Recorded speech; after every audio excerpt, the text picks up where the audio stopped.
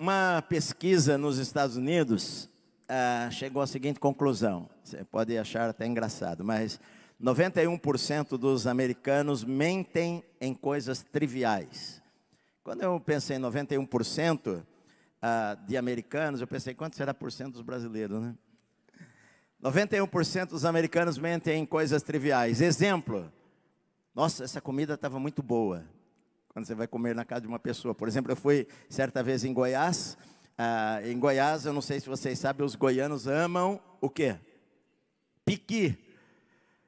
Queridos, com todo amor aos goianos, mas isso é ruim demais. E muitas vezes eu fui pregar no estado de Goiás, e o pessoal querendo me agradar, faziam comida de piqui, tudo tinha piqui, né? Piqui no arroz, piqui no frango, piqui na farofa, piqui para todo o suco de piqui, enfim, todas as coisas.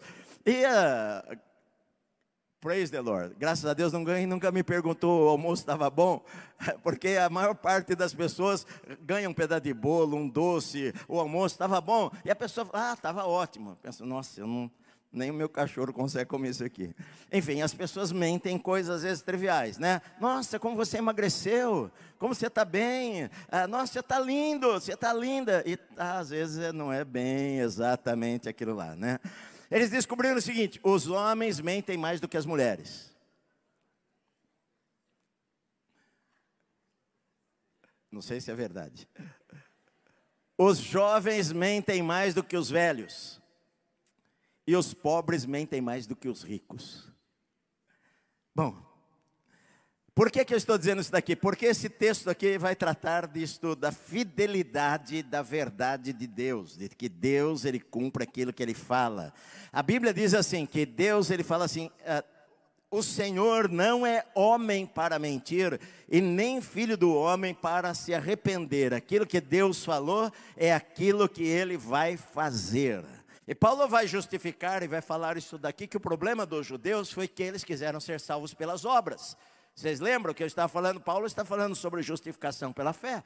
Ele está dizendo, o problema é que os judeus, eles quiseram a salvação pelas obras, e eles tropeçaram na pedra de tropeço, que é Cristo. Enquanto os gentios que não procuravam a salvação, eles receberam a Cristo pela fé, por isso que eles eram salvos e os judeus não eram salvos. Agora, esse capítulo 9 aqui, para quem estuda, digamos, teologia, para eles é um dos capítulos difíceis da Bíblia. Quando eu leio, eu na verdade não vejo, lendo assim, de uma maneira leiga, lendo sem pensar teologicamente, eu não vejo dificuldades nesse capítulo. Para muitas pessoas, esse é um capítulo que fala sobre predestinação, que Deus predestinou pessoas. Por exemplo, as pessoas que acreditam na predestinação, acham esse capítulo maravilhoso, mas eu não vejo, talvez você não entenda o que eu estou dizendo, mas eu não vejo predestinação neste capítulo aqui. Eu vejo sim que Deus está falando para o seu povo e que Ele está falando que Ele cumpre aquilo que Ele prometeu, aquilo que Ele falou. As promessas que Deus fez a Israel não morreram. Deus falou, por exemplo, Deus falou para Abraão que Deus iria abençoar a sua descendência. Abraão foi o pai de Israel. Deus falou, olha, eu vou abençoar a tua descendência. Aqueles que abençoarem você, eu vou abençoá-los. Aqueles que amaldiçoarem você, eu vou amaldiçoá-los também.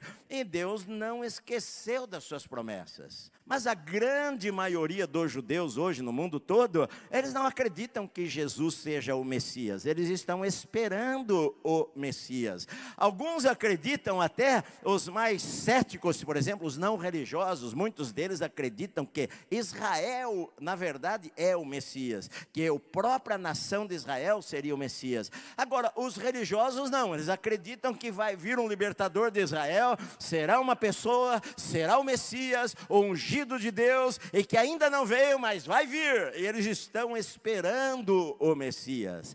Para nós cristãos, o Messias já veio e é Jesus, que era um judeu. Por que um missionário, por que um cara pega a sua família, vai morar numa cabana na África, num chão de terra, sujeita às cobras que entram naquela barraca lá para picar e matar um filho ou coisa assim? O que move esta pessoa a ir para uma outra cultura, a comer coisas que não dá para comer aqui, e ir para um outro lugar? Queridos, é amor por aquelas pessoas, amor para que aquelas pessoas não se percam, amor para que aquelas pessoas tenham uma oportunidade de ir para o céu, para adorar a Deus. A eles pertence o culto, a eles pertencem as promessas. Deus fez promessas na Bíblia, tem na Bíblia mais de 7.400 promessas, e muitas dessas promessas foram feitas para Israel. Se vocês me obedecerem, se vocês guardarem a minha palavra, e não pensemos que a palavra de Deus falhou. Deus não falhou, a palavra de Deus jamais falha, meu amado. Você pode ter certeza que o que Deus falou, Ele não é homem para mentir. Ele vai cumprir aquilo que Ele falou e aquilo que Ele planejou na história da minha vida e da sua vida. Ele prometeu que Ele iria abençoar a minha vida. Ele prometeu que se eu o servir, Ele vai abençoar os meus filhos, meus netos, até 1000 gerações daqueles que o amam. Eu creio na palavra de Deus. Eu creio que Deus não é homem para mentir. Eu creio que Deus cuida da minha vida. Eu creio que Deus tem o controle sobre a minha vida. Eu creio que Deus, Ele dirige a minha vida quando eu o sirvo com todo o meu coração. Deus tem promessas para mim e para você, meu amado, e eu creio nas promessas de Deus. Deus não falha. O problema deixa eu te falar o problema. O problema é que o judeu, vocês estão aqui comigo? O problema é que o judeu, ele achava o seguinte, que para você ser salvo, ou ser abençoado por Deus, ou para que você fosse povo de Deus, bastava você nascer judeu. Bastava você nascer judeu e tudo está certo. Você é salvo. Sim, por quê? Porque eu nasci judeu. Eu sou do povo de Deus. É mais ou menos como nós hoje em dia pensamos. Por exemplo, eu nasci numa família católica, e nós achávamos que você vai para o céu simplesmente porque você é católico, você nasceu numa casa católica. Ou talvez você hoje que é evangélico, a igreja evangélica cresceu no mundo, no Brasil de uma forma muito grande. Você nasce numa família evangélica e você é cristão? Sim, eu sou cristão desde o meu nascimento. Não existe cristão desde o nascimento. Não existe. Ah, não, olha, eu sou cristão desde que eu nasci. Não existe cristão desde que nasceu. Ninguém nasceu cristão. Você se torna cristão depois que você ouve o evangelho e crê no seu coração. Você pode ser uma criança lá dentro da tua casa, e o papai e a mamãe falam sobre Deus, e falam sobre Jesus, e um dia oram com você. Você quer receber a Cristo como teu Salvador e teu Senhor? Sim, papai. E aí você ora com ele, e ele pode ter 5 anos, 4 anos, 6 anos, 7 anos, 10 anos, e receber a Cristo como seu Salvador no seu coração. Aí ele se torna cristão. Mas muitas vezes nós pensamos que somos cristãos de nascimento, porque eu nasci numa família evangélica, porque eu nasci numa família católica, ou porque eu nasci judeu. Então eu sou judeu, eu sou escolhido de Deus porque eu sou judeu. E Paulo vai falar que não é isso daí.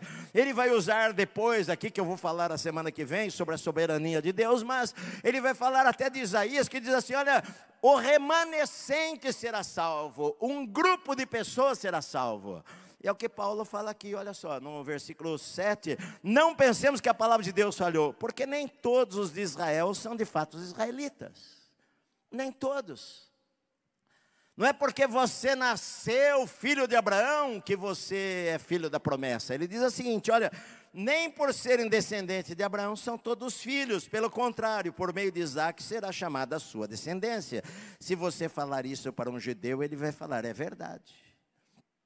Abraão não teve só um filho, Abraão teve Ismael. E não só Ismael, mas Abraão teve, depois que Sara morreu, ele se casou com uma mulher chamada Quetura, e ele teve pelo menos 6 filhos homens. Abraão teve vários filhos. E Abraão falou o seguinte, olha, o filho da promessa é Isaque. É Isaque. Mas Ismael, Deus falou lá, eu vou abençoar Ismael também, falou para Abraão. Eu vou abençoar Ismael, ele é teu filho, eu vou abençoá-lo, ele será uma grande nação. Mas a promessa, a linha sucessória que Deus estava querendo traçar é através de Isaac. Porque tem que ser através de uma pessoa. Porque o que Deus estava planejando, e é isso que é maravilhoso, que eu quero que depois você pense, é o controle de Deus na história, e o plano de Deus na história, porque Deus iria trazer o Messias, mas Ele precisa trazer através de alguém. Não dá para trazer através de um descendente de Isaac e de Ismael, Ele tem que trazer através de um só. Mas Deus já no ventre de Rebeca falou, o mais velho vai servir o mais novo.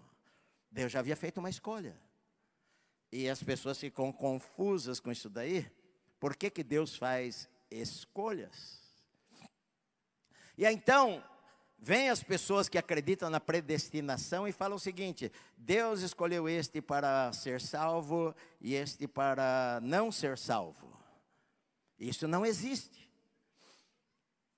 Eu vou contrariar um monte de gente que pensa de uma maneira diferente. Não existe esta eleição na Bíblia.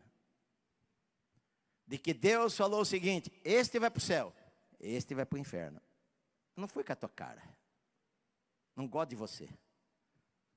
Na Bíblia, Deus fala que ama todas as pessoas.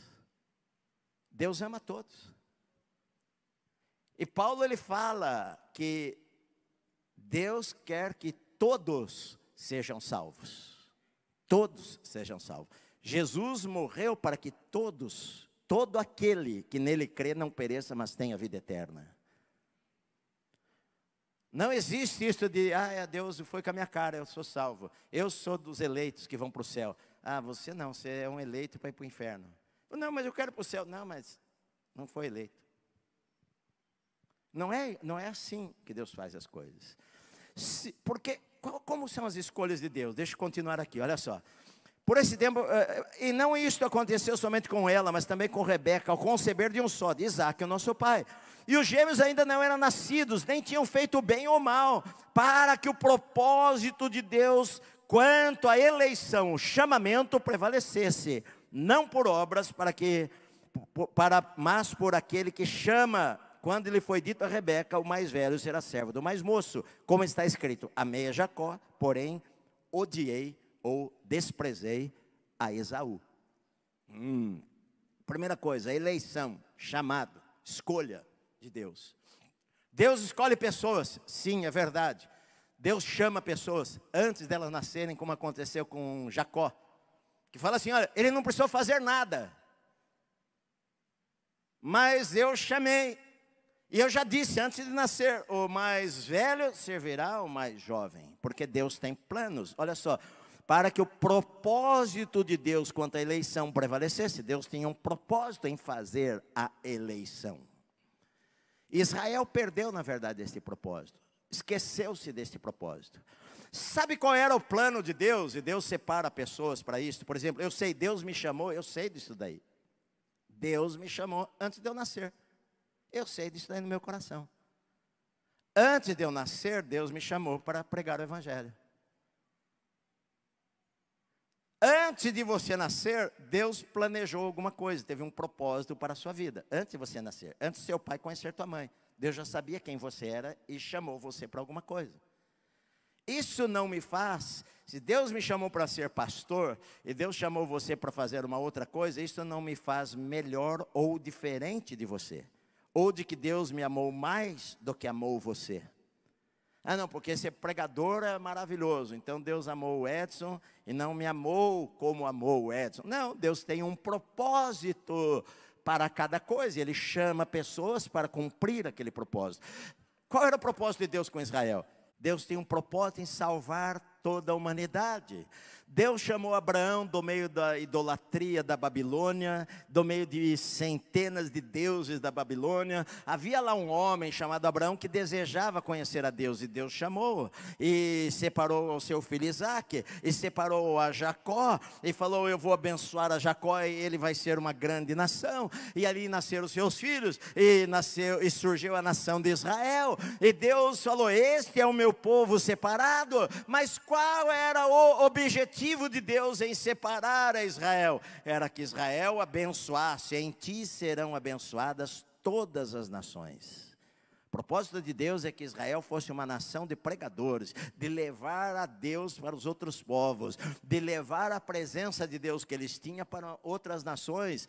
Se Deus desprezou alguém, é porque primeiro aquela pessoa desprezou a Deus. Porque Deus ama todas as pessoas. Esse texto que Paulo cita aqui é de Malaquias capítulo 1, versículos 1 e 2.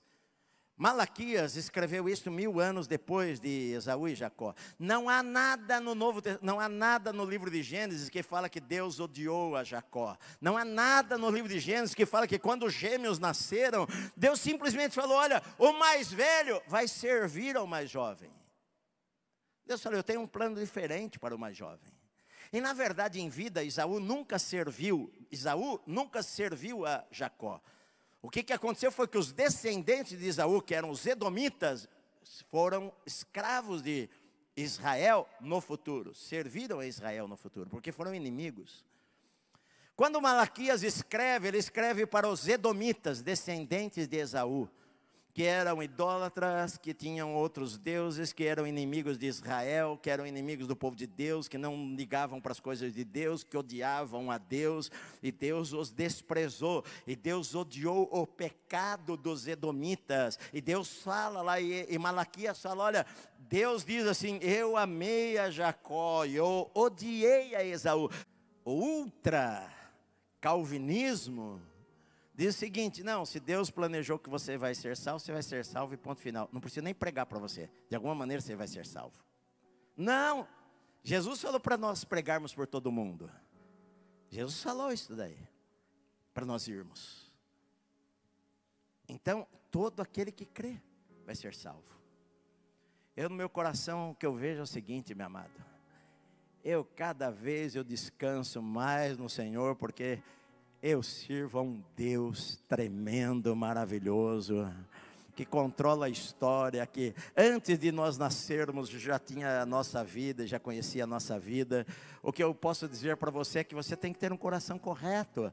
Conserte o teu coração, não faça coisas que machuquem a tua consciência. Tenha um coração aberto para as coisas de Deus, sabe? É isso que agrada a Deus. De tudo que se deve guardar, guarda o teu coração, deles são as fontes da vida, meu amado. Viva uma vida diante dos olhos de Deus. Olha, Deus é minha testemunha, faça as coisas diante dos olhos de Deus. É isso que Deus quer para você.